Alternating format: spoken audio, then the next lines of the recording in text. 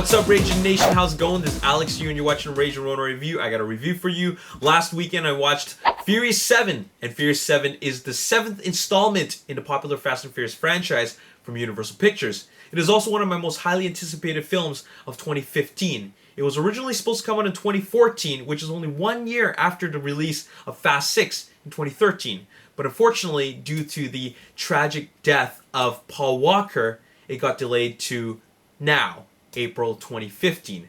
Now we have a new director.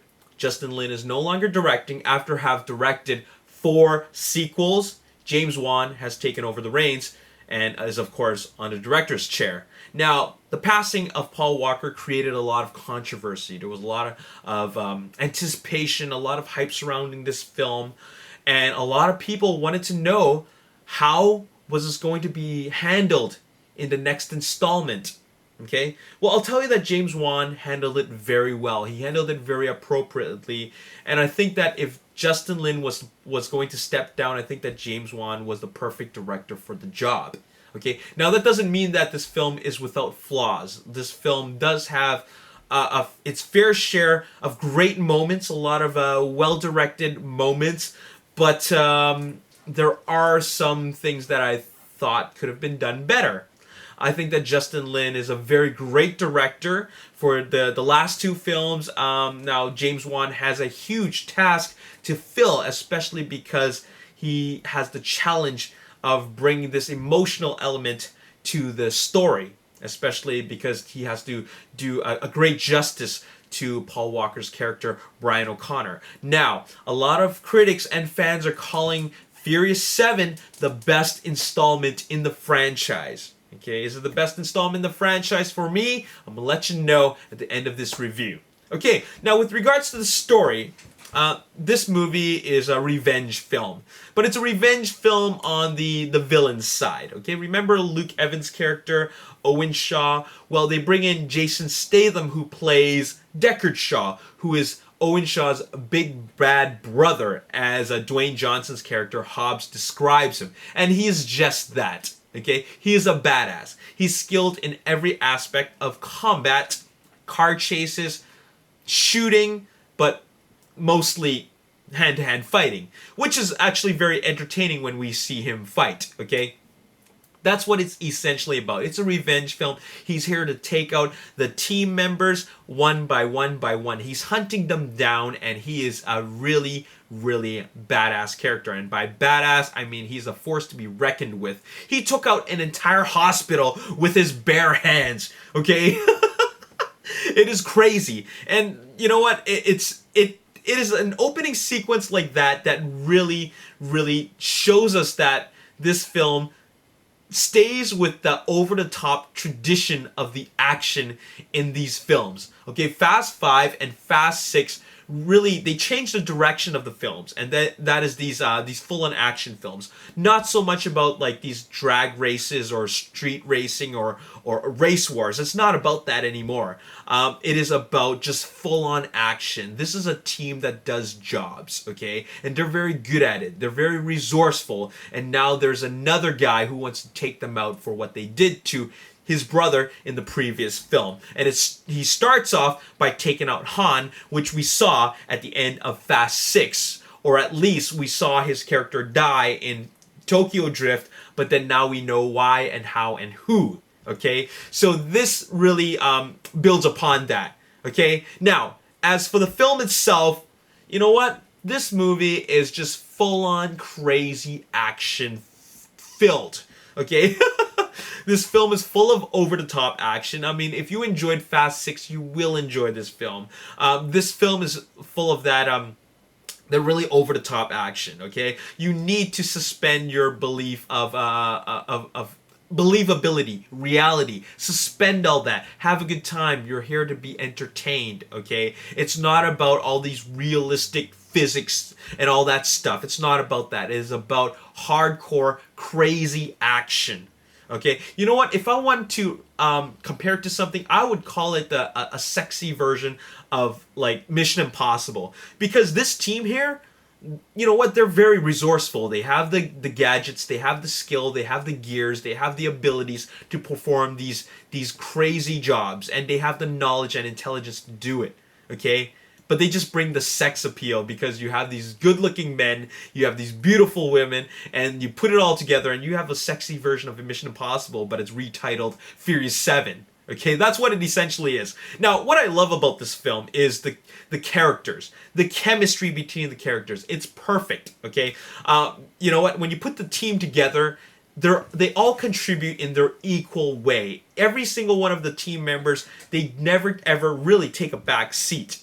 Well, except for Hobbs' character, which is kind of disappointing. Okay, he takes a back seat for a bit, and he's only there when you need him. Okay, but for the rest of the team, they really do their thing. And the character that I love the most is actually Tej, played by Ludacris. Originally, we first saw him in Too Fast, Too Furious. He's a big afro mechanic who owns a garage. He fixes cars.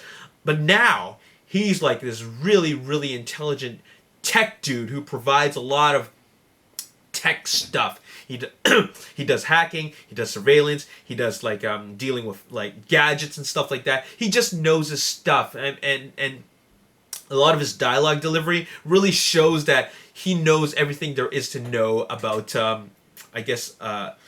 physics, computers, IT, hardware. He knows all that stuff. That is why I love his character. And then you have, of course, Dominic Toretto, who was the leader of the team. You have Brian O'Connor, who is point man. You have Letty, who is the field operative. You have Tej, who is, of course, the tech guy. You have Roman, who is the clown, who is the guy who provides the distraction.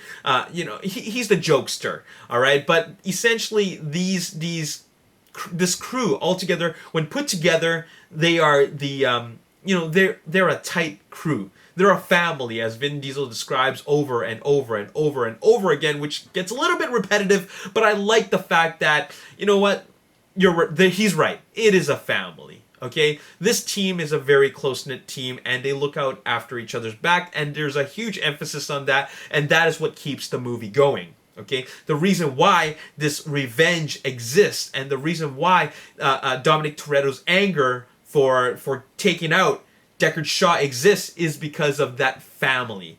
The reason why Brian O'Connor needs to do this as his one last job is because of family. It's a theme. It's a recurring theme. Okay, it's constantly reminded to the audience. Okay, but you know what? The one thing that I find a little bit disappointing is Hobbs takes a back seat.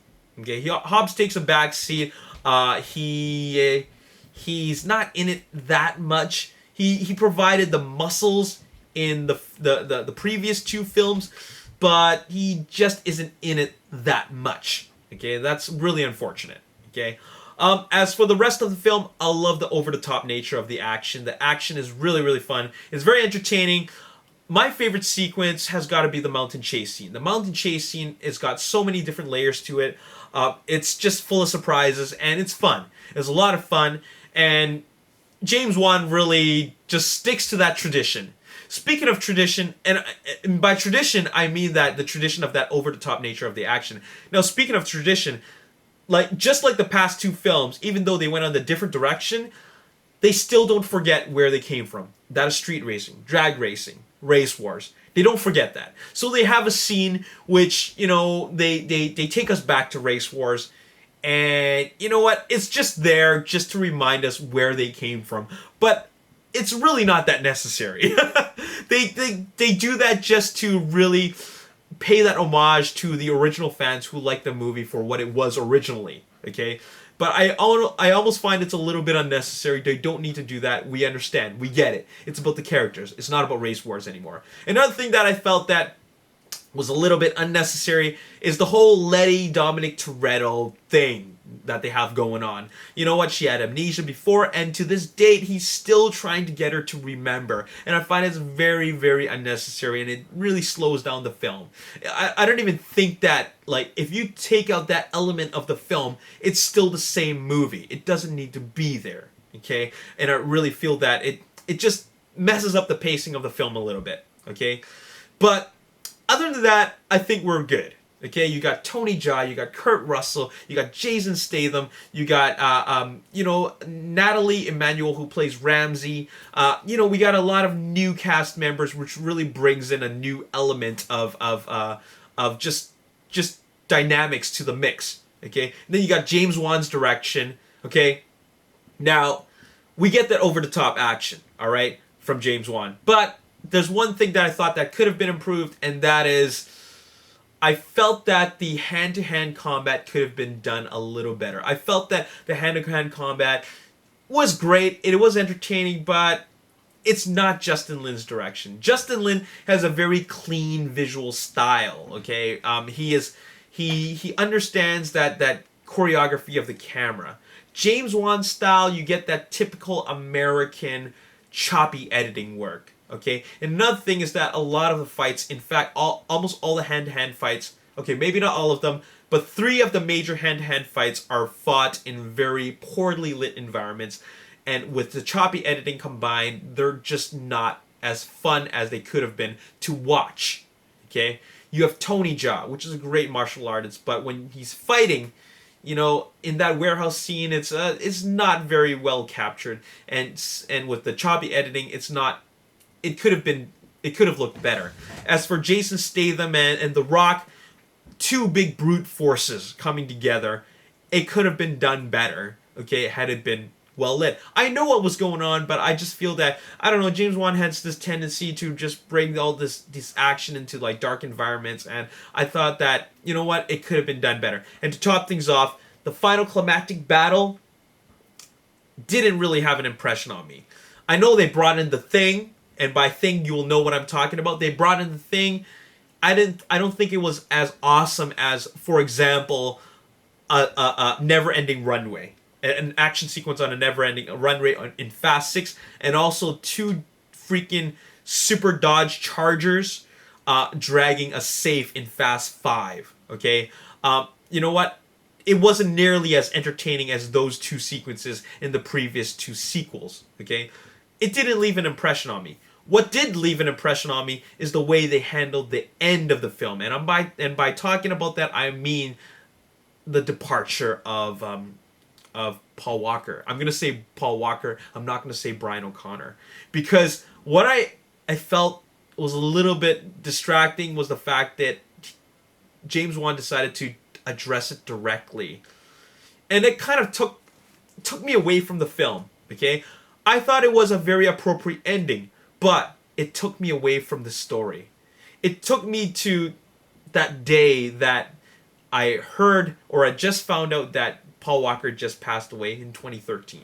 It took me back to there. It didn't take me to why Brian O'Connor needed to leave the team. It took me away from that because James Wan decided it would be more appropriate to address his passing directly, addressing it for the audience. Okay, and I don't know why exactly he felt it was necessary to do that, but in some ways I guess it was appropriate. Okay, it was beautiful. Okay, the way they handled it, it couldn't have been handled any other way.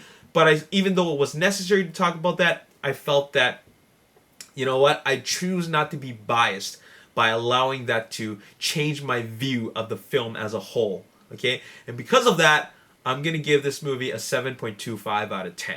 Okay, it left an impression on me, but the film as a whole didn't leave an impression on me that the Fast 5 did. Fast 5 I gave an 8 out of 10. Fast 6 I gave a 7.5 out of 10. Furious 7 I'm going to give a 7.25 out of 10. The climactic battle at the end did not do that much for me. It just didn't. Okay, I felt it could have been a lot better.